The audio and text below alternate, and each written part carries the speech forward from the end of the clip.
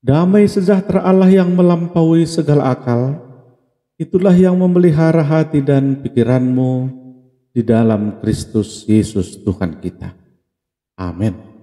Shalom, selamat bertemu kembali kepada Bapak Ibu Saudara-saudari yang senantiasa setia mendengarkan channel YouTube Abi Ministry ini. Pada kesempatan kali ini kita bersekutu dengan firman Tuhan yang menjadi epistel di Minggu Pentakosta pertama pada tanggal 8 Juni tahun 2025. Epistel kepada kita di minggu ini tertulis dalam Yoel pasal 2 ayat 28 sampai 32. Demikian pembacaan firman Tuhan. Kemudian daripada itu akan terjadi bahwa aku akan mencurahkan rohku ke atas semua manusia. Maka anak-anakmu laki-laki dan perempuan akan bernubuat. Orang-orangmu yang tua akan mendapat mimpi. Teruna-terunamu akan mendapat penglihatan-penglihatan. Juga ke atas hamba-hambamu laki-laki dan perempuan akan kucurahkan rohku pada hari-hari itu. Aku akan mengadakan mujizat di langit dan di bumi, darah dan api dan gumpalan-gumpalan asap.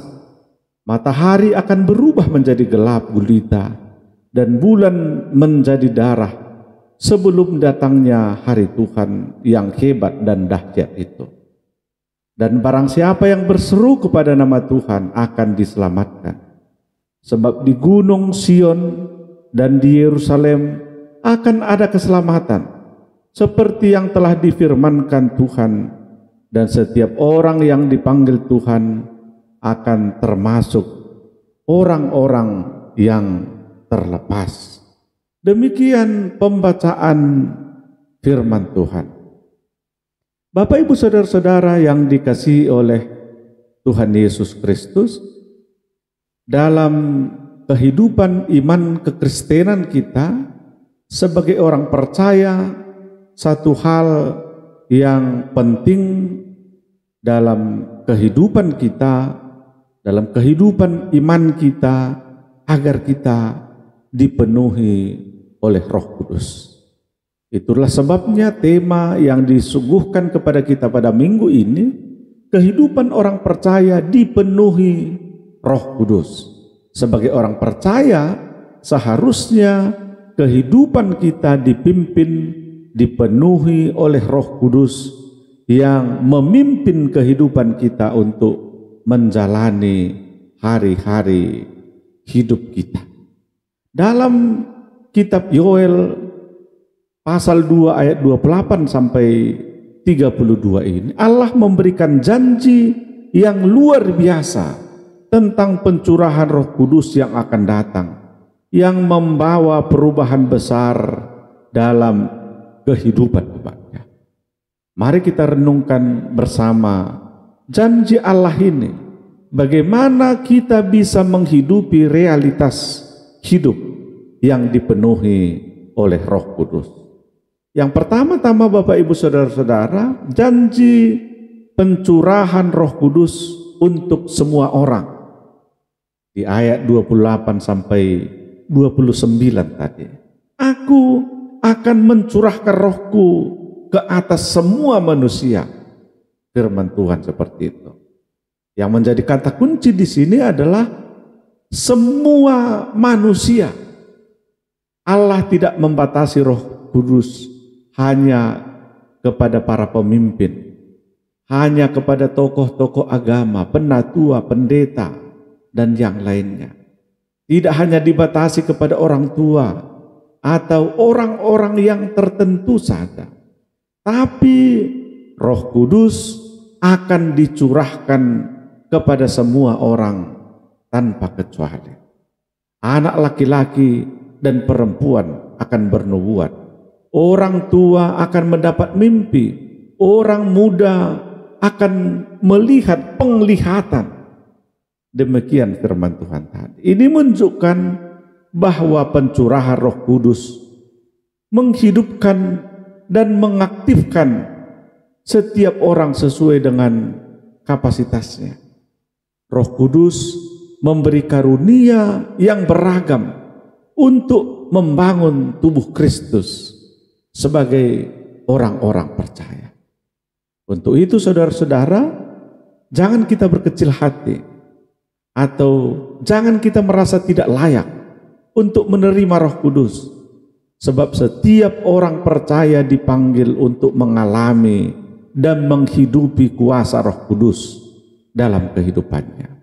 Roh Kudus akan bekerja di dalam kehidupan setiap kita. Yang kedua, Bapak Ibu Saudara-saudara, bukti dan tanda pencurahan Roh Kudus itu di ayat 30 sampai 31. Aku akan memperlihatkan perbuatan-perbuatan dahsyat di langit dan di bumi. Demikian firman Tuhan tadi. Tanda-tanda di langit dan di bumi ini merupakan gambaran pergantian zaman dan penghakiman Allah yang akan datang. Namun tanda-tanda ini juga memperkuat bahwa pencurahan Roh Kudus adalah bagian dari rencana Allah untuk memulihkan umatnya dan dunia ini. Roh Kudus akan memberi kekuatan agar kita tidak takut.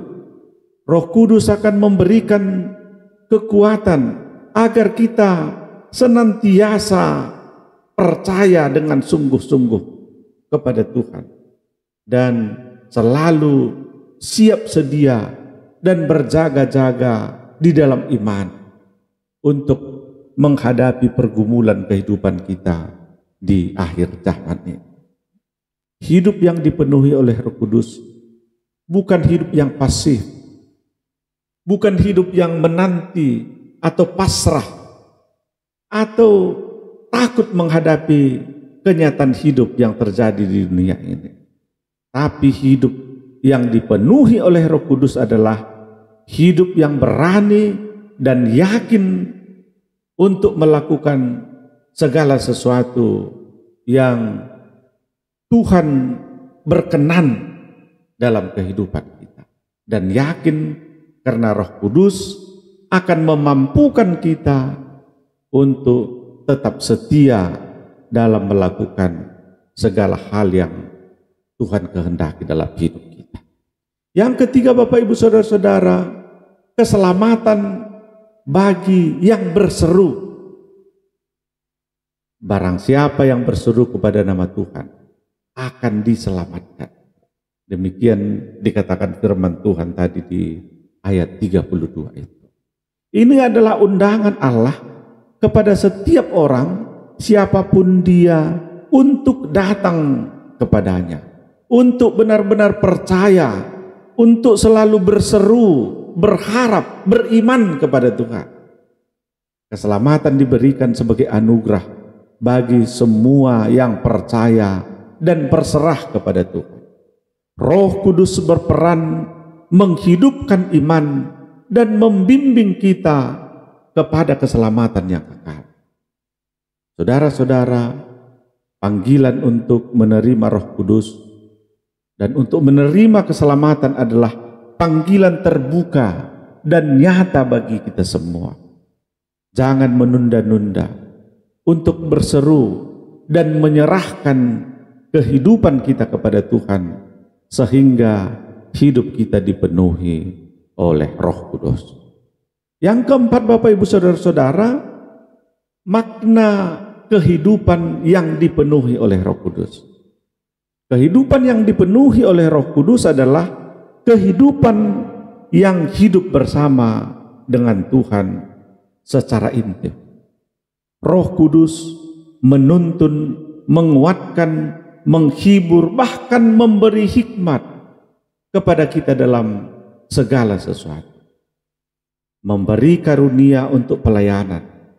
Roh Kudus memberi kuasa dan karunia untuk melayani sesama dan memberitakan Injil dengan berani kepada semua orang. Menghasilkan buah roh. Hidup yang dipenuhi oleh Roh Kudus adalah hidup yang menghasilkan buah roh.